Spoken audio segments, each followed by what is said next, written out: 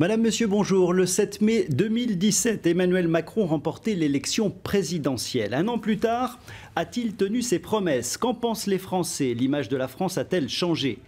Code du travail, université, SNCF, les réformes engagées sont-elles utiles et acceptées? Pour commenter ce bilan, 4 parlementaires aquitains sont les invités de dimanche en politique. Sur ce plateau, Florence Lassarade, vous êtes sénatrice Les Républicains et vous êtes sénatrice depuis octobre dernier. Loïc Prudhomme, député La France Insoumise, élu en juin dernier donc à l'Assemblée nationale. Vous êtes le seul député La France Insoumise en Nouvelle-Aquitaine. Benoît Simian, député de la Gironde, vous êtes député La République En Marche et vous êtes un spécialiste du monde des transports notamment, on en reparlera. Et puis Alain David, député du Parti Socialiste, donc député de Gironde, élu également en juin dernier. Madame, messieurs, merci d'avoir accepté l'invitation de dimanche en politique. Florence Lassarade, vous êtes devenue sénatrice en octobre dernier. Parce que la loi sur le cumul des mandats a obligé en fait Gérard César à quitter son mandat, à faire le choix d'un mandat local. Vous êtes donc sénatrice Les Républicains, je viens de le dire. Que pèsent aujourd'hui les Républicains en France et en Aquitaine? D'abord, c'est parce que les 3 sénateurs ont renoncé à leur mandat de sénateur, les 3 sénateurs Les Républicains qui étaient sur la même liste que moi, puisque moi j'étais en numéro 6. Donc c'est vrai que la loi a beaucoup influencé le fait que j'arrive au Sénat. À vrai dire, vous découvrez ce monde parlementaire oui, depuis octobre dernier. Oui, je découvre ce monde parlementaire, mais je suis élue depuis 2008. Je pense que c'est une continuité. À vrai dire, je suis élue Les Républicains, mais je suis aussi élue de droite dans une commune de gauche. Donc mon exercice jusque-là, il était plutôt dans l'intérêt de la commune. Et puis l'exercice actuel, je suis bien sûr aux Républicains, mais c'est dans l'intérêt du pays que je vois ça. J'ai pas, mon étiquette me colle à la peau, certes, mais je pense que je peux travailler. Est-ce que vous vous sentez, évidemment en minorité au Sénat, mais au Sénat, justement, en minorité dans le pays, même si au Sénat, en l'occurrence, vous avez donc une situation qui est particulière, mais est-ce que dans ce pays, un an après l'élection d'Emmanuel Macron, les Républicains se sentent en difficulté? Alors, justement, le fait d'être au Sénat, finalement, c'est un relatif privilège pour un Républicain, puisque là, nous ne sommes pas majoritaires de façon absolue, mais pas loin. Et donc, on est un groupe de 140 à peu près républicains. C'est très réconfortant et on a l'impression, avec le président Larcher, d'être quand même dans un groupe qui se tient avec des lignes cohérentes et une expression cohérente. C'est un petit peu plus difficile au niveau national. Mais je pense que c'est les circonstances qui ont fait que... On reparlera des Républicains, notamment avec la ligne conduite par Laurent Wauquiez désormais. Benoît Simian, je l'ai dit, vous avez été élu député La République En Marche en juin dernier. Le climat social est pour le moins tendu à l'heure actuelle en France. Un sondage Ipsos cette semaine révèle que 2 tiers des Français sont déçus. Un an après l'élection d'Emmanuel Macron, déçus par Emmanuel Macron. Emmanuel Macron est-il en train de perdre la main ? Vous auriez pu nous parler de ceux qui sont satisfaits que la parole du président de la République, 2 tiers déçus, les engagements du président de la République soient respectés. Il fait ce qu'il a dit. Il y a un an tout juste, en effet, nous sortions d'une campagne présidentielle qui a porté le président de la République, Emmanuel Macron, au pouvoir. Et il y a eu un pacte social avec les Français et le président de la République sur un programme clair qui a été porté par des milliers de marcheurs à travers la France. Donc, mandat a été donné au président de la République pour transformer un certain nombre de points pour faire avancer le pays, sortir le pays de l'ornière. Et une fois de plus, moi je suis très attaché, j'ai un parcours d'élu local aussi, de gauche, donc aux acquis sociaux, mais on ne peut améliorer le modèle social qu'avec un modèle économique fort dans ce pays. Alors on va revenir sur les réformes engagées pour voir comment sortir également des conflits. Juste une question à ce stade-là. Selon vous, Emmanuel Macron a-t-il commis une erreur depuis qu'il est à l'Élysée? Alors, une fois de plus, il fait ce qu'il a dit. Personnellement, en revanche, si je peux lui faire une critique, c'est de ne pas être assez girondin dans son approche des dossiers. Je pense qu'il faut écouter les territoires.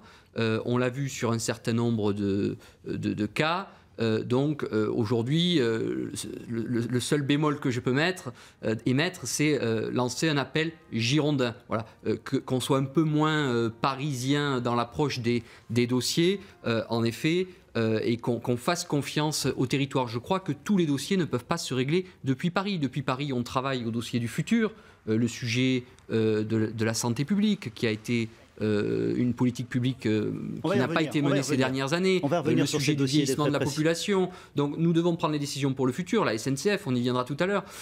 En revanche, sur un certain nombre de dossiers, il faut faire confiance aux collectivités locales. Autour de ce plateau, on est tous des anciens élus locaux. On va revenir sur ces points-là. Loïc Prudhomme, on a parlé, j'ai demandé s'il y avait éventuellement une erreur que l'on pouvait reprocher à Emmanuel Macron à ce stade.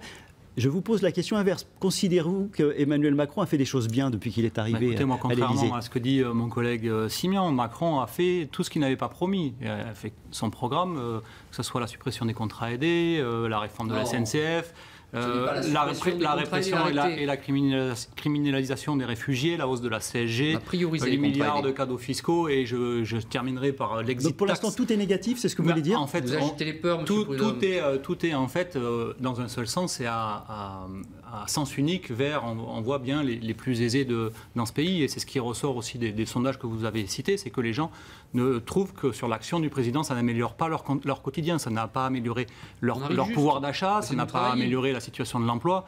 Et donc voilà, effectivement, Alain David, moi j'ai plutôt une analyse assez critique de cette première année, mais bon, ça ne vous surprendra pas, on l'avait anticipé. Alain David, vous qui êtes socialiste, reste-t-il quelque chose du socialisme dans la politique d'Emmanuel Macron ? Pas du tout. Pas du tout, loin de là. C'est une politique que je qualifierais de droite. D'ailleurs, il s'est entouré de personnes, dont le Premier ministre, qui est quand même, et le ministre des Finances, qui sont quand même des représentants de la droite relativement dure. Non, et puis les principales mesures qu'il a prises depuis une année vont plus en faveur des riches et des nantis, en particulier au niveau de la suppression de l'ISF, et puis de la mise en place d'une augmentation plutôt de la CSG pour les retraités. On ne peut pas dire que ce soit une politique sociale, bien au contraire. Enfin, je veux dire, c'est une politique de droite et bien de droite. Loïc Prudhomme, c'était cette semaine, je ne vous apprends rien, le 1er mai, il y a eu des défilés, mais pour autant il n'y a pas eu cette convergence des luttes, il n'y a pas eu cette unité syndicale. Vous l'avez regretté, ça ? Non, moi je m'inscris en faux. Je pense qu'il y a plutôt réellement une convergence. Alors elle se construit lentement, doucement, trop lentement à mon goût, mais elle existe. Effectivement, on avait dans les défilés du 1er mai des cheminots, mais également des gens du secteur de la santé, des fonctionnaires et tout ça, et des étudiants également. Tout ça est en train de se rejoindre, à tel point que ces dernières heures, il y a même un appel qui a été lancé par justement un front large de secteurs syndicaux, mais également de mouvements politiques et d'associations. Est-ce que vous pensez vraiment que tout ça prend ? Est-ce qu'en fait tout ça n'est pas en train de s'effilocher ? Non, a priori, enfin moi les échos que j'en ai, je vous dis, il y a un appel qui a été lancé, un communiqué qui a été fait par un collectif très large, je vous dis, de syndicats, de partis politiques et d'associations, de mouvements politiques, pour appeler à une convergence. Elle est en train de se faire factuellement, qui aura lieu dans les prochains jours, donc d'ici la fin du mois de mai. On pense que ça va prendre cette forme que l'on appelle, nous, depuis l'automne dernier, voilà, une forme plus massive de contestation de cette politique qui est anti-redistributive, de le ruissellement à l'envers, comme je l'appelle, c'est-à-dire que tout remonte vers les plus aisés. Et donc voilà, moi je ne partage pas ça. Je pense qu'effectivement on est plutôt dans un moment où c'est en train de converger fortement. Alors parmi les mouvements sociaux engagés, Florence Lassaranne, évidemment la grève qui impacte la SNCF, la grève concernant le statut des cheminots. Ce projet de réforme est-il pour vous un bon projet ? Alors, M. David dit que Emmanuel Macron fait une politique de droite. Je ne suis pas du tout d'accord sur ce point. Je pense que Citez-nous des mesures de gauche. Il faudrait citer. Vous auriez pu parler de l'allocation adulte handicapé, de l'augmentation du minimum vieillesse, de la suppression de la taxe d'habitation, de l'augmentation du pouvoir d'achat. Vous ne faites qu'agiter les peurs. Il faut à un moment donné dire la vérité aux Français et aux citoyens. L'allocation adulte handicapé, nous étions à une réunion l'autre jour avec M. Prudhomme chez les adultes. Et effectivement, il y a un effet d'annonce sur cette augmentation d'allocation, mais par contre un couple qui se trouve un petit peu au-dessus du seuil ne voit absolument aucun effet de cette allocation. Je reviens, Florence Lassarat, sur le statut des cheminots. Est-ce que ce projet de loi est un bon projet ? Franchement, on peut être d'accord avec ce projet. Pourquoi est-ce que ça n'a pas été fait plus tôt, alors, que ce soit justement par les Républicains ou les socialistes avant ? Pourquoi ça n'a pas été fait d'accord ? D'abord parce que chaque fois qu'on met le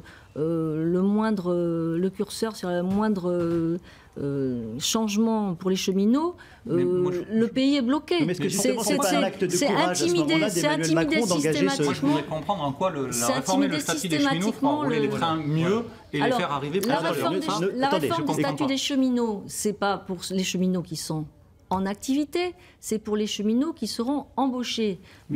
Actuellement, on ne touche pas au statut des cheminots. On n'a toujours pas évoqué la réforme des retraites. Il n'y a pas de convention de branche. Benoît Simion, puisque là, c'est votre domaine de compétence spécifique. Pourquoi on s'en prend aux cheminots ? Benoît Simion, justement, cette question, elle est importante, puisque vous maîtrisez ce dossier, vous êtes investi pour La République En Marche. Pourquoi fallait-il absolument s'attaquer au statut des cheminots maintenant ?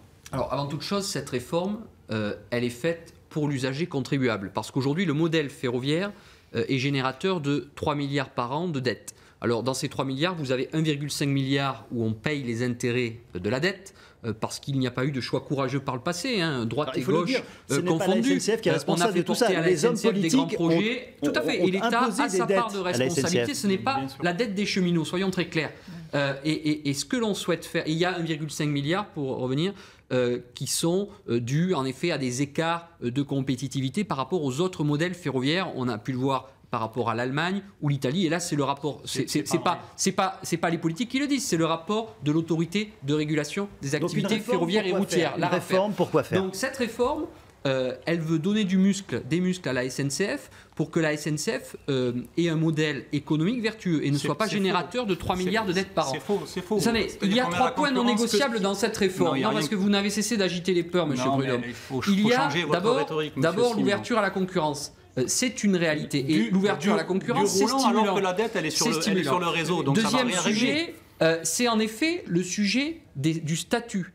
Nous ne touchons pas aux droits acquis des cheminots. Nous arrêtons, comme Mme Lassarat l'a dit, de recruter au statut parce qu'il va y avoir demain des nouveaux entrants face à l'opérateur historique.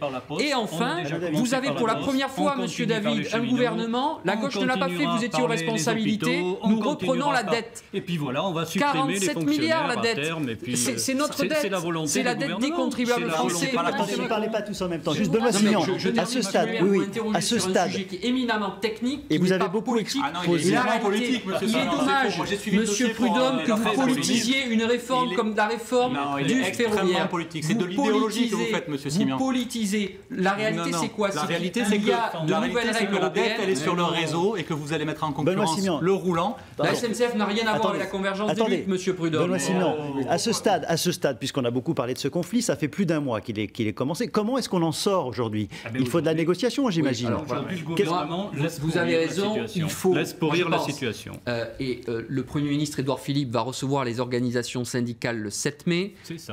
Moi j'invite les organisations syndicales à prendre leurs responsabilités, à sortir de ce blocage et à aller à la table des négociations pour négocier l'accord de branche. On parle du statut, moi j'espère que le cadre social harmonisé, le sac à dos social des cheminots sera le plus lourd possible. Le sac à dos et le parachute doré des Attendez, arrêtez. Vous ne pouvez pas mélanger tous les sujets, M. Prudhomme. Donc j'invite les syndicats à se mettre à la table des négociations pour négocier l'accord de branche. Il faut avancer vite. Il faut y aller. Prudhomme et Alain David, comment est-ce qu'on sort de ce conflit aujourd'hui ? Effectivement, il faut négocier parce que tout le monde est d'accord qu'il faut réformer la SNCF. Nous aussi, on l'a défendu et les cheminots le défendent aussi. Mais ça veut dire qu'il faut revenir sur ce qu'ont fait les gouvernements précédents et dont M. Simion était un supporter. Qu'est-ce qu'il faut changer dans la négociation ? Qu'est-ce qu'il faut accepter par rapport au projet d'Emmanuel Macron ? Moi, je suis pas supporter de personne, je suis parlementaire. Aujourd'hui, ce qu'il propose est de continuer. Ne parlez pas en même temps. Ce qu'il propose est de continuer la mise en coupe réglée de la SNCF qui était démarrée en 1997 avec la scission en 2 établissements, puis en 2014 avec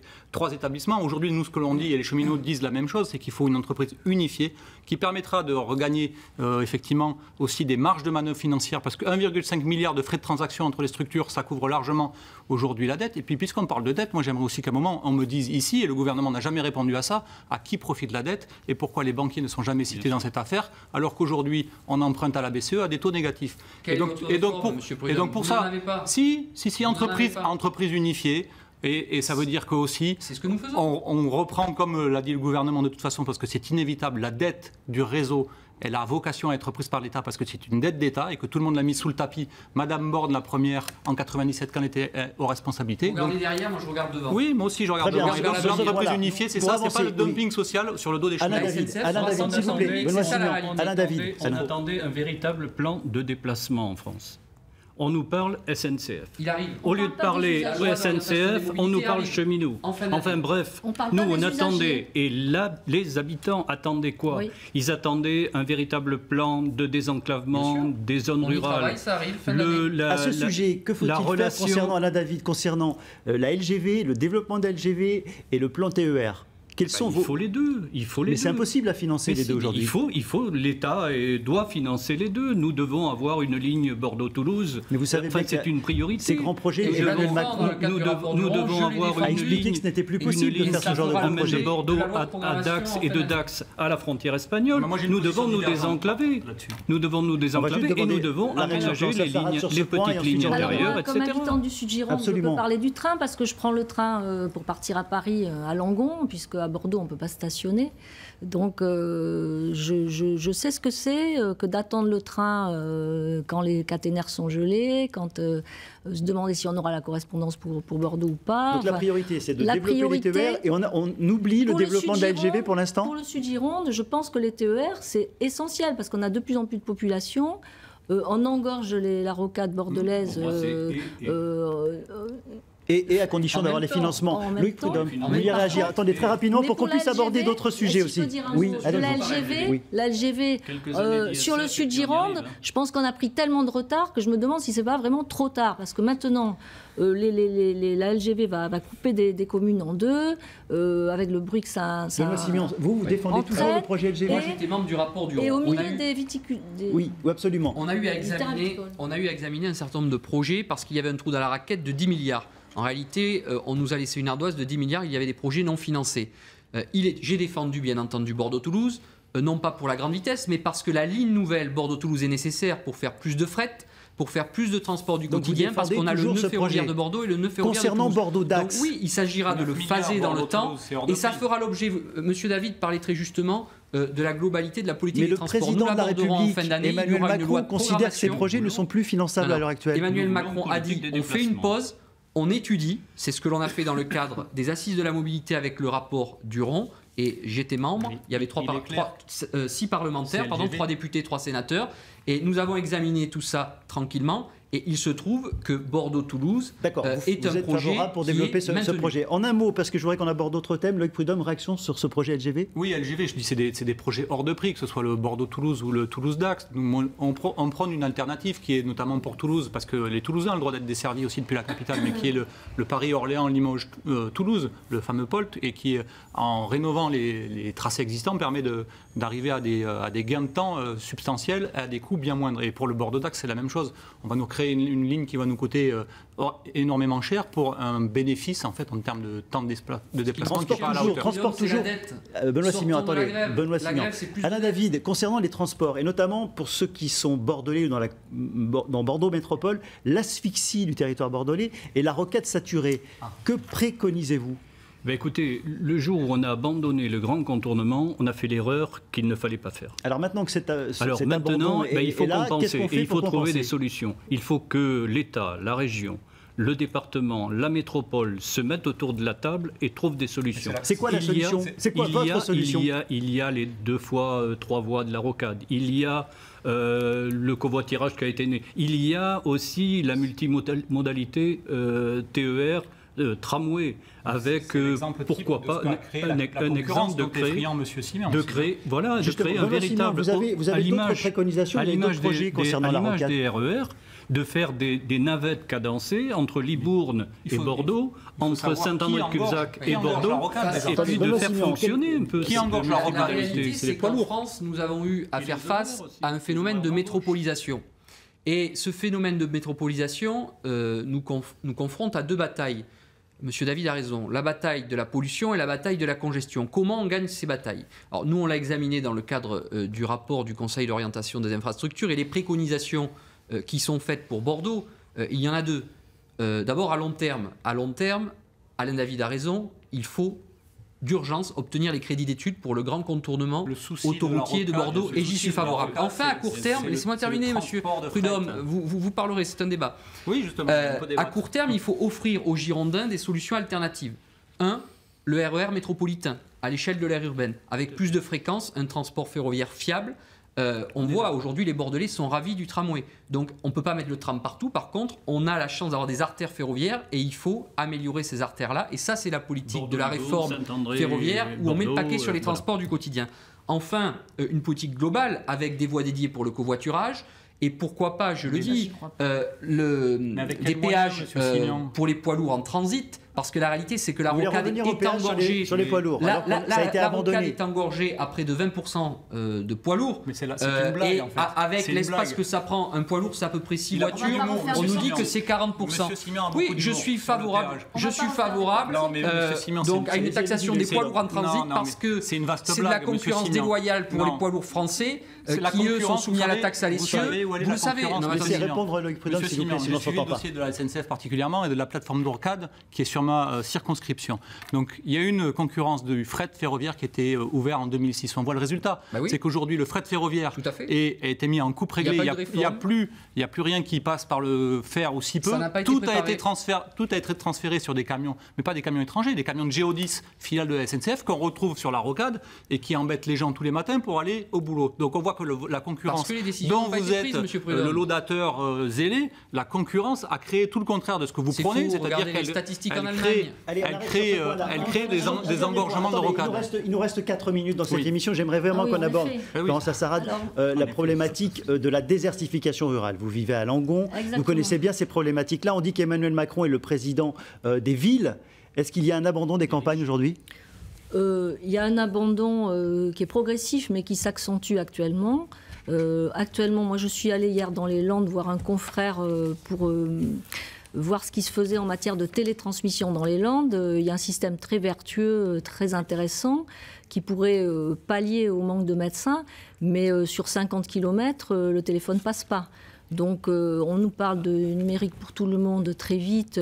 Effectivement, ça fait partie du progrès qui permettrait sans doute de soulager un petit peu l'exercice de la médecine en pays défavorisé. Ça va pas s'arranger. Anna David, est-ce qu'on peut dire qu'il y a une injustice médicale aujourd'hui en France ? Bien sûr, mais le Premier ministre va l'accroître là. Précise. Il vient d'annoncer ce matin qu'il n'imposerait pas aux nouveaux médecins de s'installer en zone rurale, alors que c'était un projet qui permettait justement... Et aujourd'hui, les zones rurales vivent au rythme des interventions des pompiers. Faute de médecins, ce sont les pompiers qui interviennent. Un médecin, on l'attire parce qu'il va avoir le goût du métier. J'étais hier dans les Landes, c'était très proche du sud Gironde. Comment est-ce qu'on attire les médecins dans un cabinet de campagne ? Je pense qu'il faut les amener aussi développer les maisons de santé aussi. C'est comme ça que des internes intéressés viennent, ils prennent goût à la médecine rurale, ils y reviennent.